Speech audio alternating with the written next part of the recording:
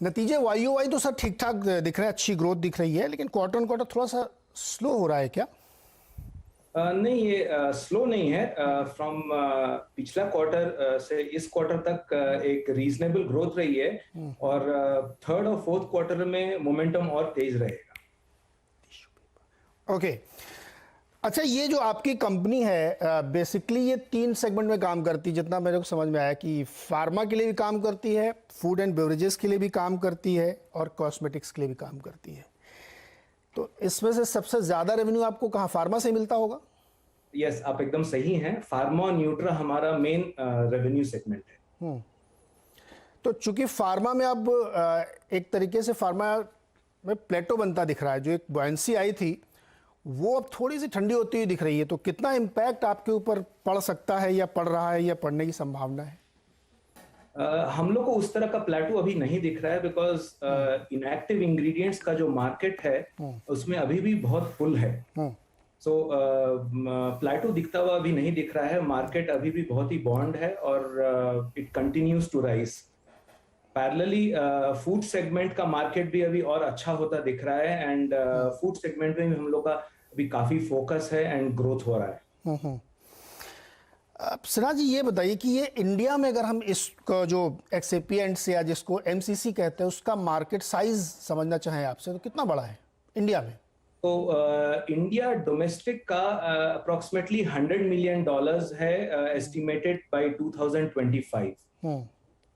या बाई 25 उसमें से आपका हिस्सा कितना है? क्योंकि आप ग्लोबली टॉप 10 कंपनीज में से हैं, हालांकि साइज अभी भी आपका बहुत छोटा है, लेकिन इंडिया में आपकी परिस्थिति क्या है, स्थिति क्या है? सो हम लोग का फोकस है primarily been export market. India में हम लोग अभी फोकस लिमिटेड रख रहे हैं, एंड एक्सपोर्ट मार्केट में हम लोग का जो रेगुलेटेड सेगमेंट है, regulated regions like US, EU region, UK, Australia, हम लोग का खास फोकस इधर रहा है। India has not really been our prime focus. हम इंडिया को ऑफ कोर्स केटर करते हैं because it has to be a balance, दोनों तरफ से थोड़ा तालमेल अच्छा रहे तो सुपीरियर रहता है, but otherwise India is not really our focus. तो ये जो 57-58 करोड़ का रेवेन्यू आया, इसमें से कितना आया फॉरेन से? करीबन 2/3 एक्सपोर्ट से आया है, 1/3 डोमेस्टिक मार्केट से आया है। और दुनिया में बहुत बड़ी बड़ी कंपनीज हैं जिनसे आपको कम्पीट भी करना पड़ रहा है, राइट? या of course market leaders are there in the world level, and वो तो कम्पीट तो रहता ही है। तो वो इसलिए मार्जिन पे कोई चैलेंज नहीं, मार्जिन पे कोई चैलेंज होता हुआ नहीं दिख रहा है। वी आर कंफर्टेबल, एंड अगर आप देखेंगे ईयर ऑन ईयर तो अप्रोक्सीमेटली 100 बेसिस पॉइंट्स का ग्रोथ रहा, एंड वी बिलीव दैट आगे चल के और अच्छा ही रहेगा। ओके।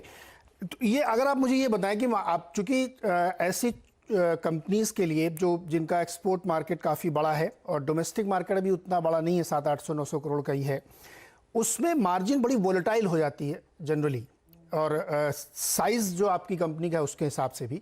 तो किस लेवल पे आप स्टेबलाइज होते हुए देखते हैं कि ये जिससे कि मार्जिन पिक्चर हमको समझ में आया कि कहाँ तक स्टेबलाइज होगी? अगर आप मुझे नंबर दे सके पिछले 2-3 सालों से किस मार्जिन पे आप काम कर रहे हैं?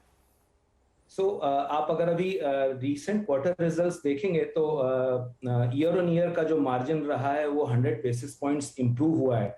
वोलेटिलिटी की बात करें तो historically things have been stable. एक स्टैंडर्ड ग्रोथ रेट कंटिन्यू कर रहे हैं। लास्ट ईयर के मार्जिन से, मार्च 2020 के मार्जिन से ओनली इंप्रूव होता दिख रहा है। So I don't see any kind of volatility in the margins. Okay. Sinha ji, आपने कहा था कि आईपीओ के जो प्रोसीड है पूरा जो है आप ग्रोथ कैपिटल के तौर पे यूज़ करेंगे।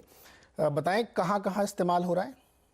सो इसमें से हमारे 2 ब्राउनफील्ड प्रोजेक्ट्स हैं। दोनों प्रोजेक्ट्स गुजरात में ही हैं, एंड उधर इस्तेमाल होगा for the current line of product itself. And एक और ग्रीनफील्ड प्रोजेक्ट है जो आंध्र प्रदेश कर्नूल सिटी में रहेगा, that is for related expansion, related product expansion in the excipient industry. कब तक ये कमर्शलाइज हो जाएंगे और कब तक आपकी बैलेंस शीट पे इनका रेवेन्यू आने लगेगा?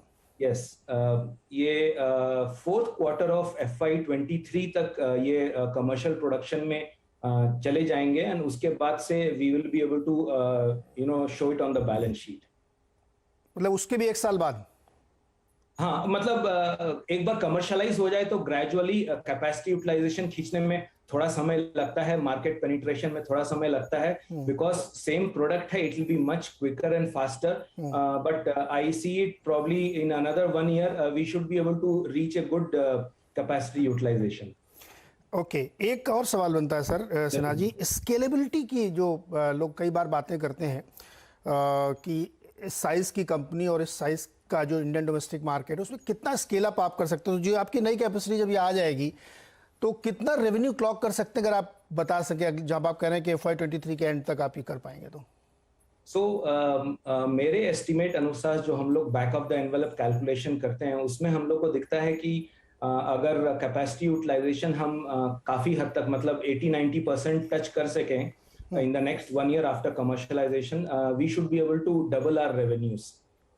रेवेन्यू डबल और प्रॉफिट भी डबल या कुछ उसमें? उससे यस, ऑफ कोर्स प्रॉफिट भी डबल रहेगा, and because fixed cost will get spread, तो we believe margins will only get better. Okay, तो मार्जिन भी बेटर होंगे और अगले 2 साल में कंपनी अपना रेवेन्यू डबल कर सकती है यहाँ पे। ओके सिन्हा जी, बहुत बहुत शुक्रिया हमारे साथ जुड़ने के लिए और एक तस्वीर सामने रखने के लिए नतीजों के बाद। सिगाची बड़ा स्पेशल टाइप की कंपनी है, जिस सेगमेंट में प्ले करते हैं वो इंडिया में शायद नहीं है कोई इनका डायरेक्ट कॉम्पिटिटर, ग्लोबली बहुत कॉम्पिटिटर है, लेकिन एक ही जो है इसमें हेडविंड कह सकते हैं या दिक्कत कह सकते हैं कि साइज़ बहुत छोटा है मार्केट का इंडियन कंटेक्स्ट में, और ग्लोबली तो चूंकि बहुत बड़े प्लेयर्स हैं और वो भी कोई बहुत एक्जुबरेंट मार्केट नहीं है, लेकिन उसमें एक निश प्ले के तौर पर सिगाची काम कर रही है और इसीलिए मार्केट ने इसको बहुत लाइक भी किया था। सिन्हा जी, बहुत बहुत शुक्रिया हमारे साथ जुड़ने के लिए। Thank you. Gaba sir, Sigachi का शेयर हालांकि हाल के लिस्टिंग है, लेकिन आप बता सकते हैं कुछ उसमें क्या मूव